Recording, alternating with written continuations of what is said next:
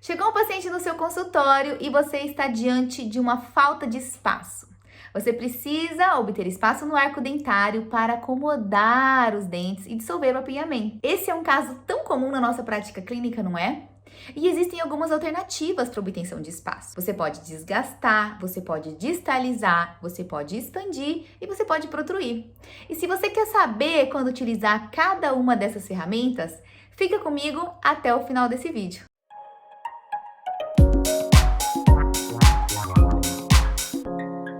Já que você gosta de ortodontia e quer saber mais sobre planejamento em mecânica ortodôntica, se inscreve no nosso canal e ative as notificações para você receber um lembrete toda vez que tiver vídeo novo no ar. Falando então sobre falta de espaço, vamos imaginar duas situações clínicas diferentes. A primeira é quando chega uma criança com uma falta de espaço para os incisivos laterais. E a segunda é quando isso acontece de forma mais tardia, que falta espaço para os nossos caninos. Porque a resolução do espaço para o canino pode ser um pouco parecida com a resolução de espaço na fase de dentes permanentes. E é por isso que eu vou trazer esse exemplo como segundo lugar. Então, primeiramente, chegou a criança no seu consultório. Ela tá em primeiro período transitório, incisivos centrais irromperam. Gente, normalmente incisivo central vai conseguir romper.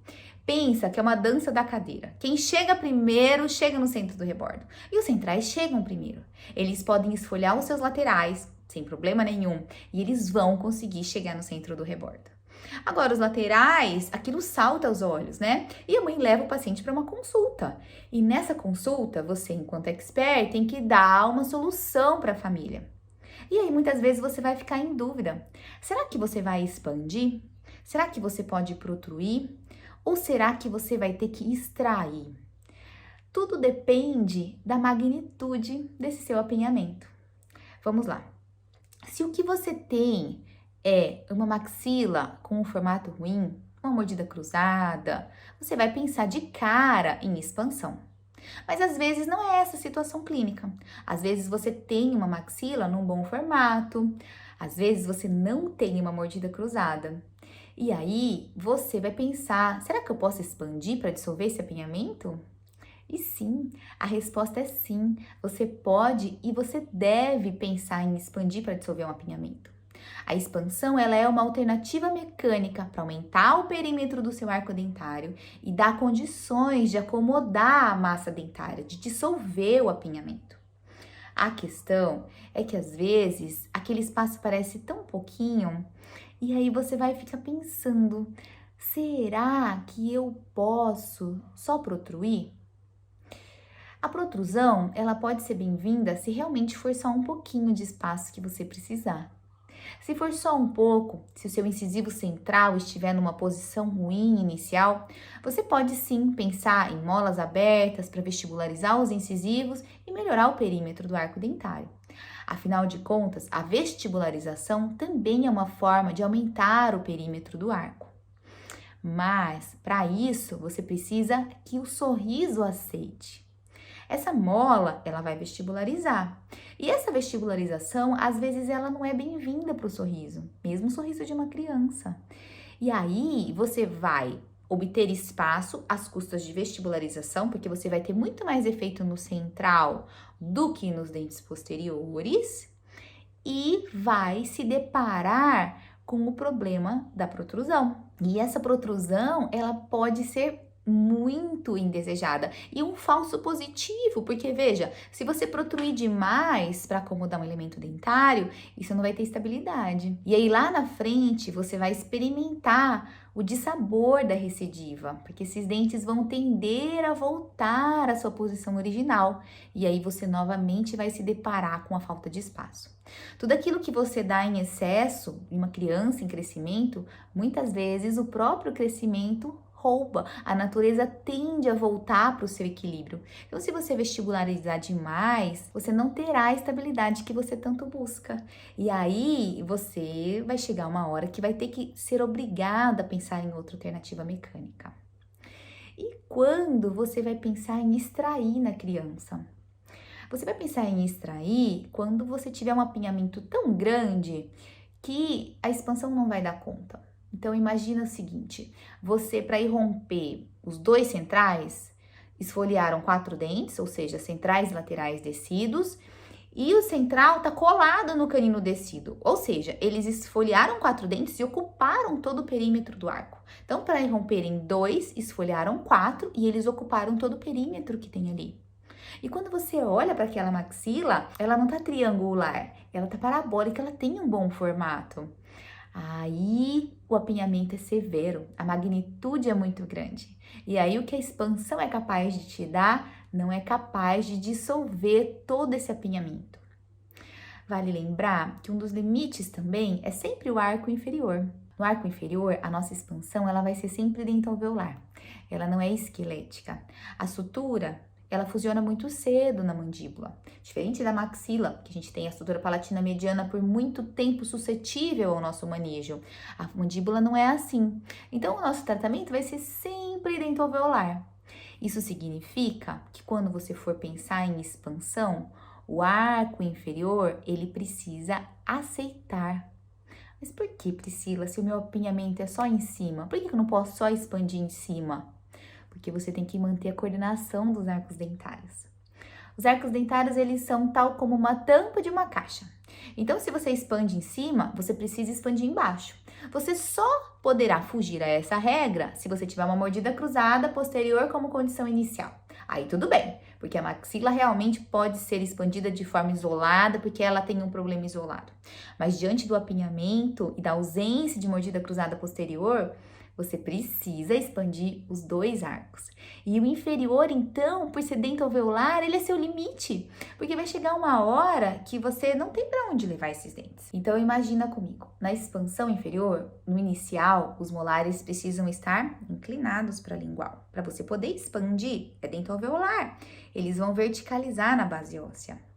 Se, quando você vê a sua condição inicial, você não tem essa inclinação, os molares já estão verticalizados, você não tem para onde ir. Você não tem borda óssea para esses molares migrarem para vestibular e aumentar o perímetro do seu arco dentário. Então, aí tá também uma resposta se você pode expandir ou se você precisa extrair. Se a magnitude do apinhamento for severa, ou seja, para irromperem 2, esfoliaram 4, eles ocuparam praticamente todo o espaço do arco. E você olha para o inferior e eles estão em pé na base óssea, eles não estão inclinados na condição inicial para lingual, você não tem para onde expandir. Você não tem o que fazer nessa expansão, porque você não pode ultrapassar o limite, você vai tirar o dente da base óssea, vai vestibularizar demais, você não tem estabilidade disso.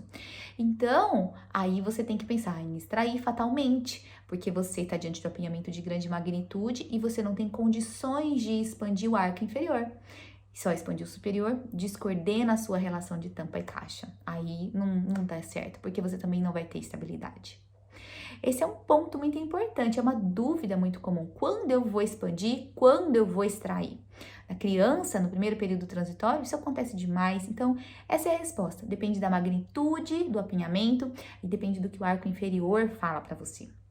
E nessa fase, a gente dificilmente vai desgastar. Por quê? Porque o desgaste dentário nessa fase, ele vai camuflar. É o que a gente falou da protrusão. Você protruir demais, ele camufla o seu problema. Ele não resolve o problema primário, que é a falta de espaço. O problema do perímetro do arco. Ele vestibulariza, mas é limitado o quanto ele pode te dar. E o desgaste da mesma forma, ele vai ser limitado o que ele vai poder te dar. Ele vai camuflar o seu problema. Então, normalmente nessa fase, você vai pensar em expandir ou em extrair. E aí, quando você entrar em extração, você normalmente vai entrar num programa de extração seriada. E isso vai significar você acompanhar essa criança durante toda a troca, até definir se você vai entrar numa segunda fase e ter que extrair pré-molares ou não. Ou se o crescimento vai ter sido favorável e você simplesmente vai ter feito essa primeira etapa do programa de extração seriadas, mas não vai ser necessário entrar na segunda etapa. Mas extração seriada é um tema que a gente pode falar num outro vídeo. Hoje a gente está falando sobre como obter espaço. E aí, você vai lembrar do segundo caso que eu te falei. O segundo caso é quando a gente tem falta de espaço para os caninos. Quando você tem a falta de espaço para o canino, algumas situações temos aí. A primeira e a mais comum é quando você tem uma classe 2. Você conseguiu acomodar central e lateral no arco dentário, o arco tem um bom formato, mas você está numa relação de classe 2. Quem vem por último no arco superior? O canino. Lembra que é uma dança da cadeira? Ele ficou sem lugar, não tem espaço para ele. O arco está com perímetro reduzido. A classe 2 está ali, todos os dentes estão mais mesializados do que deveriam, todos os dentes do segmento posterior. E aí o que você precisa fazer? Manejar a classe 2. Você pode manejar a classe 2 pensando em distalizar. E aí você pode pensar em um aparelho intraoral, você pode pensar num AEB, se você tiver uma boa aceitação do AEB, um paciente colaborador. Você pode pensar até mesmo em mini implantes, mesmo sendo crianças. Mini implantes em crista infrazigomática, sim. Mini implantes interradiculares, mini implantes no palato. Normalmente a crista infrazigomática e o palato vão ser nossos lugares de eleição, porque eles nos permitem maior tempo de distalização, sem se preocupar tanto com toque de raiz, quantidade, então, que a distalização vai ser possível, né? Porque na hora que toca na raiz, a gente tem um stop, o movimento para e o mini implante cai. Então, você vai pensar em alguma coisa que te dê maior condição de distalizar de forma mais tranquila. Por isso que o palato e a crista infrazigomática são as regiões de eleição, são as regiões preferidas nesse caso. E mesmo em idade precoce, então, mesmo uma criança que está faltando espaço para o canino, você pode sim pensar em utilizar a ancoragem esquelética para fazer o manejo anteroposterior, o manejo sagital e corrigir essa classe 2. Outra alternativa que você vai ter é expandir. E é por isso que eu falei que esse caso, né, do canino ia ser muito semelhante aos nossos casos da ortocorretiva. Porque daí, nesse caso, você vai precisar pensar se a expansão vai dar conta. Então, pensa, se você tem falta de espaço para 2 caninos, você tem vamos dizer que cada canino tem aproximadamente 7 milímetros, vamos dizer, e vamos supor que faltam 5 milímetros de cada lado. Para acomodar 10 milímetros de apinhamento, imagina, 10 dividido por 0,7, você vai precisar de 14 milímetros de expansão. Não podemos dizer que não é um desafio clínico. Então, você vai fazer a melhor expansão que você puder para melhorar o perímetro do arco. E, logicamente, você também vai buscar respeitar a estética do sorriso. Você vai respeitar o corredor bucal. Vamos dizer, então, que daí na sua expansão, você não conseguiu ganhar 14 milímetros, você ganhou menos. E aí você vai precisar tomar uma decisão. Como que você vai resolver a quantidade de espaço que falta? Bom, se você tiver uma classe 2, você pode expandir e associar uma distalização, utilizando uma das alternativas mecânicas que a gente acabou de discutir. Agora, se você tiver uma classe 1, você vai fazer o quê? Você não precisa distalizar, você não pode distalizar, você está numa relação de classe 1. Você expandiu o máximo que deu e você ainda não conseguiu os 10 milímetros que você precisava para acomodar os caninos. E aí você precisa pensar nas outras 2 alternativas que a gente tem, que é desgastar e protruir. Nessa fase, que é uma fase um pouco mais tardio, o desgaste é aceito, mas você precisa lembrar que você desgasta pouco. Então, se faltar pouquinho, o desgaste é suficiente. Você não pode desgastar mais do que meio milímetro por dente. Então, você tem uma quantidade limitada que o desgaste pode te dar. E aí, a outra alternativa é protruir. A protrusão, igual na criança, ela também vai depender do sorriso. O sorriso aceita protruir? Se ele aceitar protruir, protrua e resolva a quantidade de espaço que falta. Porque você expandiu o máximo que deu, você protrui um pouquinho e dissolve aquele apinhamento. Então, quando você planeja de forma correta, você sabe todos os passos que precisam. Se é muito pouquinho que falta, você expande e desgasta um pouco. Você obtém o espaço que você precisa para aquele apinhamento. Agora, se for muito, você vai ter que pensar numa extração.